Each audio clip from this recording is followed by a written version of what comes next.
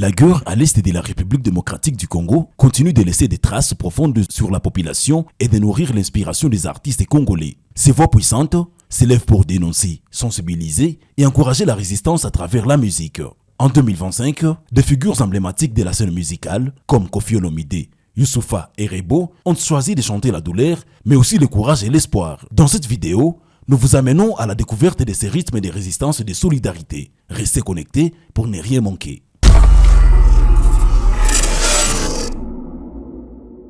Commençons par Koffi Olomide. Le 2 février 2025, le Grand Mopao a fait son grand retour avec un titre en point de puissance, Pour mon pays. Ce morceau est un véritable coup de cœur, un hommage vibrant aux forces armées de la République démocratique du Congo qui luttent sans relâche pour défendre la paix et l'intégrité du pays.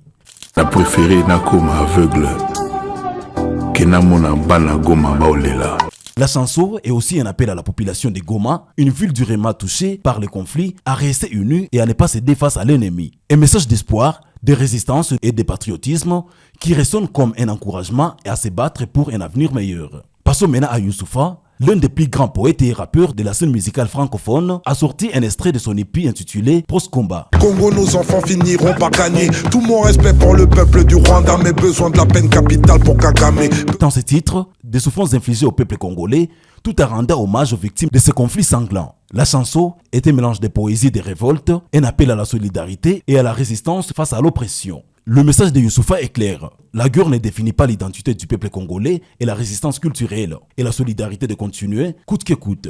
L'impact de cette chanson dépasse les frontières de la RDC en inspirant d'autres artistes et en sensibilisant le monde entier à cette tragédie humaine. Parlons enfin des Rebo. Récemment, cet artiste a également partagé un extrait musical sur ses réseaux sociaux. Hello, hello, papa God. Regarde mon pays, c'était plus papa God. Quand tu cabisote, n'a pas passé au yo. Ozo mon andena est, bazokoufa.